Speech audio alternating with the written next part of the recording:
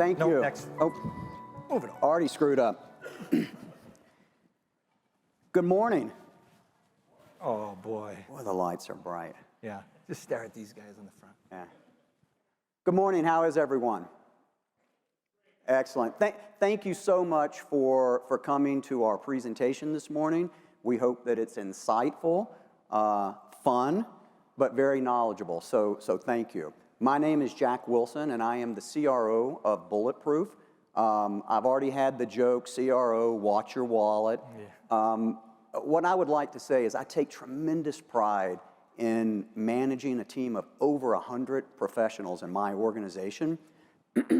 And one of the things that we're extremely focused on is maniacal customer focus, meaning that not only do we have a sales organization, we have a pre-sales organization, we have a CSM team, marketing, legal, all of the support that goes into a sales cycle is the group that I manage. We are maniacally focused on meeting our customers in their journey, wherever it may be. We work with 20 users to 20,000 users, and I think that's very unique for a cybersecurity company. And there will be a test on how to spell maniacal later, just in case you were wondering for sure. We're going to just talk about 3 topics. We got roughly 30 minutes or so, but first topic is Bulletproof, cool logo, who are you? So we're going to talk a little bit about who we are. We do believe in reviewing the state of security. Spoiler alert, still bad, as we're all obviously aware of. And then the last is AI. We're going to talk about AI a little bit deeper, a little bit different than maybe you used to talking about here at some of these sessions. But if you don't have it in your title, you're not cool for sure. So that's just the high level of what we're going to talk about. So we'll just jump into it a little bit here, and kind of who are you, Bulletproof, and how old are you, where'd you come from?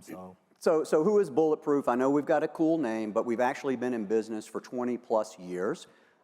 We have a global footprint, so we're large. We're very focused in on North America, though.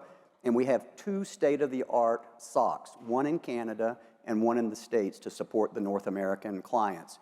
We actually have 4 different business lines. So we are an MSP, so a managed services provider.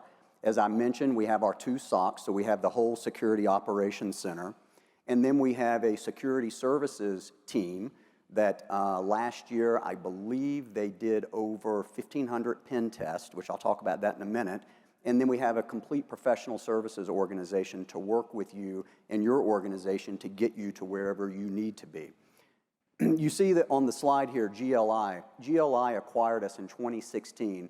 And if you've not heard of GLI, if you've ever been to a casino, you do any online gambling, or if you've bought a lottery ticket, we own 90% of that regulated market. MGM was not a customer. 90% of that regulated market. And so when we were acquired by GLI, the purpose was for us to be that arm to be able to do those penetration tests. It has to happen every single year to ensure that the games are compliant, but that you're safe every time that you want to go and gamble and participate in that. This next slide, again, we don't want to spend too much time. We'll move along very quickly for sure. But the next slide point is that where did we grow up from and where do we focus? We are very focused on Microsoft business. And so we do a lot of work with Microsoft. I came to work at Bulletproof last year. Prior to that, I worked for Microsoft directly for just over 22 years. And so I believe in this partnership, but this is just a little bit of what we've done. 2007, we became a partner. If you look at 2019, we launched something called M365 Bulletproof. It aligns with Microsoft 365. We play on their branding for sure. And then in 2021, we were actually Microsoft 2021 Global Partner of the Year, which that's a very distinguished award to get. Right, and moving along, we also implemented Compliance 365. And again, as Jack said, there's 2 things that people are really serious about is gambling and the money. And so compliance is sort of in our blood from all of that. And so we have a compliance offering as well that we launch alongside of what Microsoft uses for compliance tools. And then most recently, just a few weeks ago, if anyone was at RSA, we actually won the Security Trailblazer Award for Microsoft. So another pretty distinguished award. As I mentioned, our global footprint, we're very focused on North America, but anyone that's outside of North America, we can also service you as well. And then before Jerry gets going on the State of the Union address, I want to just really introduce Jerry. He's my right hand when it comes to the security operations here in North America. And he's got some of his salespeople here too, Kim and Bonnie. So stop by the booth and see us after this. But this character here, he was getting ready to retire from Microsoft after 22 years of service. And he actually reached out to me on LinkedIn and said, hey, I know of Bulletproof, and I would like to explore coming to work for you. I don't know how many of you guys get these LinkedIn messages. I get them a lot. So I completely ignored it. And then he would not stop and literally was so crazy and wanting to have a conversation. When we actually did connect, I said, he's my guy. And we've been together for the past year. Thanks, Jack. Thanks. Every year in the U.S., we do this State of the Union. Why do we do it? We do it to evaluate where we're at, correct? And so I know you probably do this yourselves a lot, but I just wanted to talk a few minutes about the state of security. There's some things that are familiar to you, and there's some things that are new to us all. So I'm just going to take a few minutes to talk about them. The first thing I think is just shocking to me is that they said crime doesn't pay when I was growing up, but the reality is it pays very well. These stats are from last year, and so if you look at this and you said, hey, if cybercrime were a business, their annual GDP of last year was $8 trillion. You look at this, you say, well, okay, interesting. What would it look like in 2027 is what the stats I looked at, and it's 24 trillion projected. I said, what was the U.S.'s? The U.S. is 30 trillion projected. Looks like to me that cybercrime is a business, and it's a thriving business. You know, if you're in cybercrime as a business, you're like any other business. What do you do every year? You tack on 20% to your salespeople. You tell them go out and get more business. And so definitely we're not telling you something you don't know, but I think it's staggering when you look at this, just the statistics and how it's growing. And so we have our work cut out for us for sure, but definitely if this job doesn't work out, I might go to the dark side. For sure not. I spent a lot of years in Detroit, just outside of Detroit, so I covered a lot of the manufacturers, auto suppliers for that time. And so you're going to hear a lot of analogies around cars because I love cars, to be honest. And if you want to come by our booth and talk about cars or golf, we can talk all day long. But I thought about it a little bit, and I said, hey, as cyber professionals, all of us here, we always are trying to build the best thing we can. We do. We set out with the tools we have. Here's the budget we have. And we always try to build the best thing we can. So as a representation, I said, you know, our team, we're building that car. In reality, we end up actually building this car instead. And it's the truth, and everybody laughs, and it's fun, but it is the truth. And I think the culprit is this model here, this best-of-breed model. I'll be honest, I mean, I track back 30 years in IT as well. And so back in the day, you said, hey, you have email, it's being attacked, you bought the best in the business. That was what we had. There were no platform plays back then. You couldn't go to one single company and buy a platform play as you could today. And so I think for a couple of reasons, you know, that we did the right thing back then, but I think it's broken today. I put some things up here on why I think it's broken is that the integrations, and again, I probably am telling you everything you know, but I just want to kind of bring it home. The integrations are tough. So, you know, if you go out and the stat on the right-hand side there, 78% of the CISOs have 16 plus tools. You probably can't see the little graphic. I'll just net it out for you. There's 16 categories there of different tools that you need to get. And so logic says you picked one from each of those. And so I just say, you know, 16 tools and trying to integrate those tools. They don't talk together by design, and just pumping it to a SIM is not the complete answer, 100% not. And so I always say to customers I said, you make cars or widgets, why do you want to be in the cybersecurity business? You know, you have to simplify that. The second is training, and you all know it, like your whole team, one tool advances, another one, you're always constantly training your team, and it's the truth. And so that becomes very expensive. That's why this model is broken as well. There's too many alerts, we all know the alert fatigue is happening, and then the gaps in visibility. Doing all that stuff, you still have gaps in visibility, for sure. So raise of hand, because I know we've got some CISOs here. How many of you have over 16 tools today? Raise of hands. Wow, wasn't expecting that. How many have less than 16? And how many, no matter what I say, is not going to raise your hand? All right. There we go. There, that guy there for sure, yeah. Okay. I spent about a year with an automotive company, and what we did is we did exactly the opposite of what these are, is we simplified their portfolio. But Josh from Walmart said something really interesting. He said, are our tools even working? We spent a lot of time on evaluating the tools, and we did a little bubble chart. We said if it's half, it's kind of working. If it's blank, we know it's not working. If it's full, we think it's working. At least it was an evaluation that we went through and said, these are the tools we have. We have two of the same tool. How'd that happen? Well, acquisition, or someone just bought it because they got a sweet deal. Whatever the reason was, we did that over a year, and we did the opposite of all four of those, and they're doing a pretty good job. And what did they gain from that? Simplification, visibility, and reduced risk. That's what they were after, and that was what they were gaining. All right, ready? Our favorite topic. Anybody heard about AI? We're like, oh, groans. I heard groans. It's so good, you know. Listen, we are not positioning ourselves as AI luminaries or the experts. What we are is we're students, because our customers pay us to defend their assets, and we have to consistently learn and grow with that. The adversaries are no doubt using these tools, and so we're constantly learning, but we want to be part of the conversation with you all as well. So I thought it's interesting, you know, what does AI stand for? You guys are like, duh, it's just like 101. Artificial intelligence, right? Unless you're a very bold company, you say it doesn't stand for that anymore. It stands for Apple Intelligence. Yes. Last week they showed this. Now they did a deal with OpenAI, which is good and which is interesting. But listen, this is brilliant in my opinion.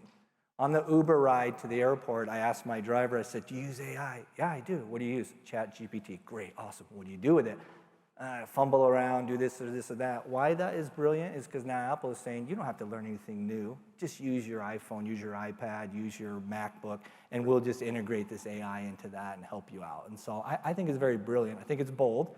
I love my iPhone, by the way. I'm not dogging on Apple, but I think it's a very bold move that you can no longer call it artificial intelligence. It's Apple Intelligence now, just so you know for sure. You know, what role is AI? Only thing the slide, very busy everywhere. Not just business, and you guys obviously know this as well, but every aspect of our lives will be dominated by AI, not only today, but in the future. And now, tell about the story about the interview. Yeah, so just last week, I was hiring for an admin for somebody on my team. So I was the last gap in the interview. I always interview the very last person. So I was interviewing this young lady, and we walked through it, and she was telling me about an experience that she had the day before she interviewed with me. She went through a 30-minute interview, and she noticed that the video was a little choppy. At the end of that interview, another HR professional jumped on and wanted to know how it went, and the HR professional told her that she had just interviewed with an AI bot. She was completely unaware that she thought that she was interviewing with a human, but the entire interview process was AI.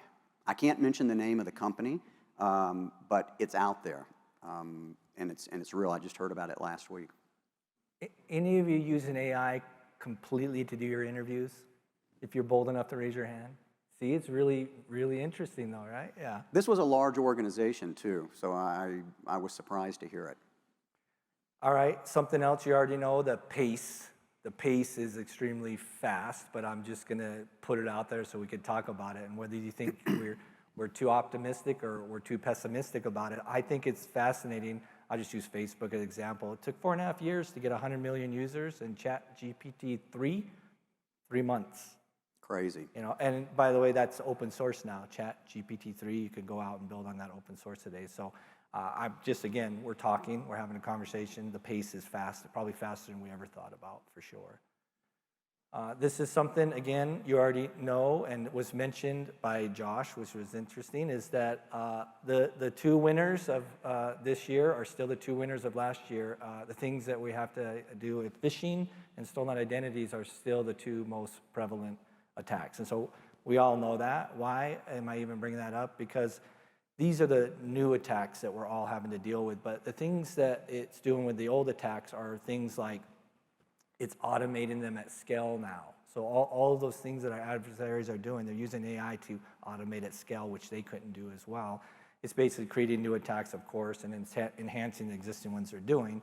But these are just a couple of things that I think we struggle with today as the state of the union we're talking about and how we evaluate where we're going. But deep fakes, you guys obviously are like, yes, we understand deep fakes, you know. What about data poisoning or prompt injection? Totally interesting to me. And we're going to talk about prompts in just a second, but prompt injection, who would have thought that this is a way our adversaries are getting in and compromising our stuff as well? Driverless cars, I'm a car guy, I told you. You know, I'm going to buy a 1972 Mustang that nothing drives it but me, you know, because I don't want it driving. But interesting, these are just some as an example. The business email compromise, man, I would hate to be the first one in the news that basically was compromised by this particular attack, you know. You guys can go look up who it is. I didn't put their name here, but man, it's so strange that you can give away $250,000 from a phone call that sounds exactly like the person that you thought it was. It's crazy. It is for sure, so it's definitely bad. I'm gonna switch gears for a second here because I'm big on mindset. And you all have a mindset here, and you bring a mindset when you approach AI, and I'm just gonna have a conversation with you a little bit to check your mindset a little bit. I think there's three distinct mindsets. The first is denial. It's denial. And yes, you're like, no one has denial. Yes, they do. They still do. So it's not happening. Never will happen. I don't care what you say. We don't need it. The next would be fear. And I think this is a real mindset. Like, you know, we are going to lose our business and we're going to go out of business for sure. And I always got this interesting question like you did is like, will AI take my job? This is an interesting question. And I don't think anybody really has the answer, but quote Jerry Carlson right here, right now is, I don't know if AI will take your job, but a human using AI will for sure take your job in the future, 100%. Amen. And companies that don't use AI will be at a disadvantage to the ones that do. And we're not selling you anything, and we're not telling you anything you probably don't know, but it's real. And so will it take some jobs? Probably. The repetitive jobs, and we can talk about that a lot. The mindset that we use, me personally, it is definitely this sunshine rosy guy, positive. You're like, what? There's no way. But I truly believe that AI makes me, my team, and our company extremely productive. And so whether that's true or not, we go into it thinking that, we'll probably have a better chance that our behaviors will follow that instead of just the fear one. Now, I think we need some healthy fear as well, you know. What does 200 years look like? You know, should we have regulations? For sure. But I'm just saying that we tend to go for the positive mindset. You all ask yourself now, what's my mindset? And you don't have to raise your hands or whatever, but think about it a little bit. Think, do you have prejudices? What is your mindset? Yes, sir. Love it. Mm-hmm. Yeah. Totally. That's a fear one, though. Ultimately, that's a fear mindset saying, that's going to take over. The other thing is we're just talking about the mind for a second, and I told you it's going to be a little bit different of a talk. Maybe it's inspiring you to think a little bit, I hope. But I always think about when you say AI, what pops in your mind, Jack? What do you think pops in your mind? A robot. I do too. Like for my first thing is a robot, and so I'm thinking, but is the robot a friendly robot that's going to just extremely help you, or is it going to be this robot to show up? You know, we don't know for sure, but you know, back to my analysis of the fear and the positive. You know, it's probably a healthy little bit of both, and so now you know why we put robots in our title, so we can just talk about robots a little bit. Now, on a personal note, I guess, and you could do any way you want. When I think about AI, I say, what would be the most helpful for me? And I tend to think the AI as a very smart friend. This is my mental picture of a smart friend. So I thought, who's the smartest friend I could have? Probably this guy, for sure. And He's so a good guy. What would I do with this friend? I would say, hey, sometimes I just need a little humor. So I would ask this friend to tell me a joke or to cheer me up with a joke, you know. Sometimes I just need a doctor. Like, I've seen my same doctor forever, and he's amazing. But my smart AI doctor here, way better. You know, whatever condition I have or whatever I'm thinking about, it has more data, more capabilities than my doctor ever could. And so, you know, this would be a good friend to have, a very smart doctor. Yep. Or maybe you just need a coach. Like, you know, this job at Bulletproof doesn't work out. Where do I go? You know, what's my future look like? Maybe you just need a coach. And I think AI would be a good coach, personally, for me. And then the last for me is that maybe you just need to go have a beer with your AI friend and say, I have some brainstorming things, or, what do we think about this? Really happening, really happening. These tools and these models people are using, they're brainstorming with them. Give me ideas. And so. Quite honestly, that's a little weird for me. A little weird, yeah, yeah. Someday, someday. And just to point out, since we're in Denver, I decided to give them a little bit of Denver love. Okay, so we'll move on for there. There are a lot of AI models, and again, you say, of course I know the models, but I bring it up because if you talk to a general person out there that's not really deep into it, you say, hey, AI, ChatGPT comes to their mind, right? They're popular, good for them. But ChatGPT is the interactive model. Now, sometimes models get mixed up. It is important to know what models you're using, how you're using them, are they blended, the model you made. And so, again, I just think about the models in that way for sure. But then I thought about it. I thought, I'm a very highly creative guy. As you can see, my images that we created, AI did for me. But I thought about it. I said, one of my favorite is to do text to image, as you saw all of my Einstein ones. And I thought, I typed in, I said, I would like to see Batman retired on the beach, and this is the image it generated in seconds for me. Jerry took that picture of me right before I retired as Batman, so. We didn't plan that, by the way. It's just a little weird. And let me just also say, Jerry gave marketing all types of fits because he created this slide with himself, and of course it did not fit into the bulletproof brand, cybersecurity company, but we've been talking about this for a while, and I absolutely love the presentation because it's truly unique to who Jerry is, and I love it. Well, thank you. I appreciate it. It's not all about me, but thanks. It's about Batman. By the way, I did not say put a drink in his hand. So obviously in the Caribbean, you always get a drink. That's what AI is. Of course you do. For sure. What is AI good at?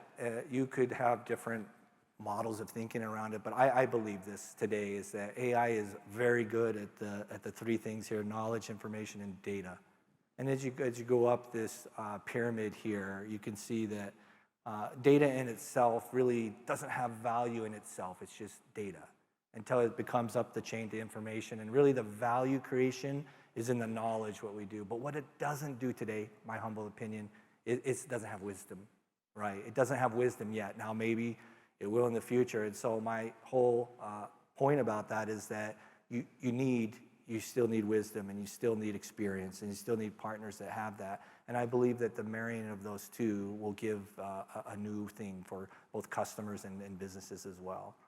I don't know if you share that same thinking, but we definitely do think that as well. All right, onward and upward. Next. Prompting. Everybody's prompting. I'm fascinated by prompting, and we call it prompt engineering. I'm like, really, what school did you go to? Was that 4 years or 2 years? You can get an engineering degree? We just call it that for fun. But I went out and looked at on Indeed. I said, are there any companies actually hiring prompting engineers? Which basically boils down to, how do you talk to a computer? And there are. There was one for $30,000 a year. I thought, I wonder if I can go take that one. And there was another one for $300,000 a year. That's the one. And you know what the difference was? The $300,000 a year was in the medical industry, and they had domain knowledge. They knew how to talk to the computer, and they knew what to get back, and there was value creation in that with that knowledge. They have that knowledge. Yeah, for sure. So prompting, we do a lot of AI with customers, and this is a #1 struggle. You wouldn't believe it, but it is. We've had customers use, we're going to talk about in a little bit, AI that Microsoft has called Copilot. 6 months they've been using it heavily. And when they come back, we say, hey, what was the value, the use cases? And they're like, we didn't see much. And we said, so what were you trying to do? And so this prompting thing is a little bit hard. Why? Why is that a little bit hard? Because we are poor communicators today, in my opinion. Hey, Jack, would you summarize this? I would never ask him that. We'd sit here. Oh, Jerry, I'm the CRO. Summarize what? Above my skill level. Yeah. So this is it's a Microsoft slide for sure, but we advocated that if you prompt in any tool, you probably need these 4 elements, these 4 ingredients. I suggest to you highly that you include these 4 elements and you learn to do them. And again, as I say, we're lazy communicators today. You think about texting now and memes, and that's how at least my daughter is communicating. And so when we're trying to communicate to a computer, it doesn't understand texting and memes for sure, but we have to be very clear in at least these 4 categories if you want to have any value out of those conversations for sure. That makes sense, at least so far? All right, we're having some fun. Now we get to the real fun, right? Whose job is AI governance? Not mine. It's CISO's, right? All you guys are like, yeah, that's my job. Is it IT? Is it security? I'm not sure. That's a great answer. I heard everybody, and it's probably the right answer. But I'm sure that IT and security will figure it out because they're like these two, and they're just cozy together, right? They work seamlessly together. I see you smiling over there because it's still a challenge for probably all of you to get the seamless between the two. But let's just say it does for sure. Let's add some more characters into this. Is it the CEO's job? Is it CFO? How about general counsel? Is their job to cease and desist? Don't you use it anymore? Is that good? Is that going to work? Maybe, maybe not. All of it is yes, as I heard for sure. I mean, what are you doing? Are you creating centers of excellence? Are you trying to bring all these people together to figure it out? Because just saying do not do it, it's going to spur more usage, guaranteed for sure. But I would submit to you that we have a problem that's old, that's still around, and a new problem is that everybody in here experienced shadow IT for sure. We didn't give the tools, at least that we think that the employees needed, and they could just go around. I mean, Salesforce is a good example. I worked tons of customers where one division just went out with their credit card. They would buy Salesforce instance, and you never even knew about it. We have better tools today. We're looking at network traffic. I got all that, but it still happens. So now let's think about AI. Who is the governance of AI? And there will be shadow AI, no doubt about it. Yeah. There are companies out there that have been creating platforms, which I'm a big fan of, as I said. And one of my friends over here, Joe Bozio right there, he works for Portal 26, which you'll see their logo around. They create a AI, Gen AI platform for governance, discovery, usage, training. And so, I mean, if you don't already have a platform or thinking about that, then it's something worth talking about at least. Absolutely. Yeah, for sure. All right, Microsoft Copilot for Security. Anybody heard of it?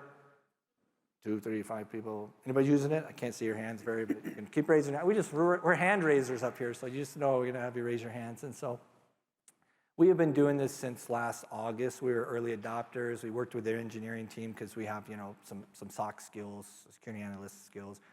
I think for an analyst, these are kind of the 4 use cases or promises that analysts using this tool will get these 4 things that are right here. One of them is you can respond in minutes, not hours, and that's truth. We see it in our own SOC. We see it even in some of our partner SOCs as well, is that some of the time to respond is dramatically cut down. The next is that it reduces complexity. I'm against complexity. I like simplicity if I can. How does it do that? It's the natural language speaking to it, and it's the easy reporting. Write me a report that's formatted for the board, and it will do that. So it's an easy reporting.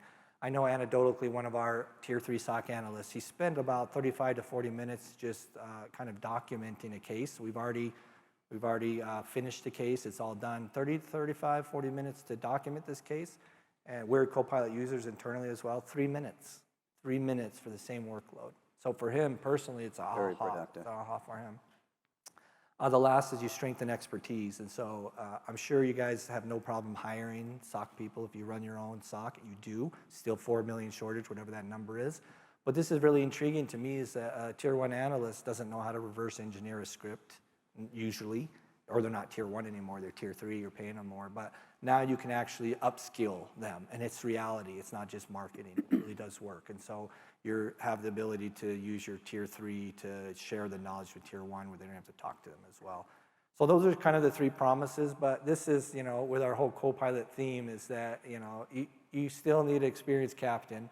You wouldn't let your Copilot just fly by themselves, and so that's sort of our plug for we're at least experienced captains in that area.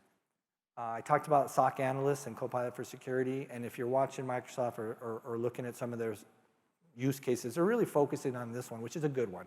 There's no doubt about it, but this is 6 other use cases that you can apply Copilot for Security in, not just an analyst. And so you think about, if you use Intune as an example, you could say, of the 100,000 devices that I have, show me the ones that are out of compliance from what we set up. And so it will do that very efficiently. If you talk about e-discovery and you look at, some of this like insider risk or identity being Entra and the identity, it will do that very efficiently. I just put them up there to show you that there's different use cases and different personas that you could use, just not the SOC analysts. And so if you're kicking the tires on it, then these are ones I would also look at as well. Why Microsoft? I worked there a long time, but if I took off my Microsoft hat for a minute, they have an advantage, in my opinion, there's no doubt about it, is that it wasn't just the $10 billion that they invested. It only gave them this one pillar that you see it pointing to, which is a good pillar for sure, maybe the leader in that. But they already had their own models. They already had their own intelligence. And so weaving those all together, you get all of those, not just an OpenAI. And then threat intelligence, I truly believe that the ones that have the information are the winners. And so, whether we do wisdom or knowledge out of that, it's still the truth about that as well. So again, you might have seen these slides for sure, but we believe that gives an advantage, and it's why we chose Microsoft. So we're almost done here. We're going to leave a couple minutes for your questions that I'm sure you know who is Batman really, but I wanted Jack to tell a personal story about Copilot. This is a true story that actually happened while we were out at Microsoft. Microsoft brought in 680 of their sellers for a, what do they call the event? It was our global partner. Global partner event. About 800 employees. Yeah. And they invited 10 partners, and we were one of those partners. So we got 600 people. It's the first time or 800 people that they had met since COVID. So there was a lot of energy in that room. So we were fortunate to be there. That particular day, I was having a disagreement with my boss, the CEO, and it was a pretty contentious conversation. After I hung up the phone, I wasn't done. So I get out my laptop, and I'm going after it, just typing this email. And I, on the executive team, was a late adopter to Copilot. I'm an old guy, and I said, I don't need that. I don't need technology. I know how to write an email. AI is not going to improve my life. So right before I sent the email, the Copilot's top right-hand corner, I hit the Copilot button, and the first thing it told me was that my tone was aggressive. And it rewrote my very contentious email into something that still absolutely hit the points that I wanted to make in a much better way of communicating than I would have. I saved that, and now that we're over that hump, I've shared it with my boss, and he said, I'm sure glad you didn't send me that email. We'll be packing you. Okay. So for me personally, I believe now I'm probably about 30% more effective by using AI. I don't know how many people do Teams. I'm on Teams all the time. I run Copilot, and Copilot gives me the highlights. So that hour that I'm sitting there multitasking, it gives me the highlights for what I need to know. All right, we're at time. I see my little thing blinking at me, but we want to just end with like, hey, what 3 things could you do? And we're just saying, if you're not consolidating your tools and you want to have a conversation about it, we would love that. Know your data. If you don't know your data, don't turn on AI. We're just that. And then we designed Rapid Test Flight. It's basically Copilot for security. It's a 2-week engagement. Microsoft does not have a trial. They do not offer a trial. We do. And so we would like to have you talk about that. And then we're giving away a Copilot PC, which they just launched. So if you come by our booth, basically we can enter to win, and we'll get that to you as well. So that was the end of our time, and I know this thing is blinking at me, so not much time for questions. I apologize, but if you have a question now, shout it out, or just come to our booth. You're going to have a few minutes to roam around and ask us directly for sure. All right. Thanks, guys. Thank you. Thank you. Good job, guys. Thanks. Now, we're out of time for Q&A, but please stop by their booth. There was a lot to learn, especially about Batman, robots. Oh, man.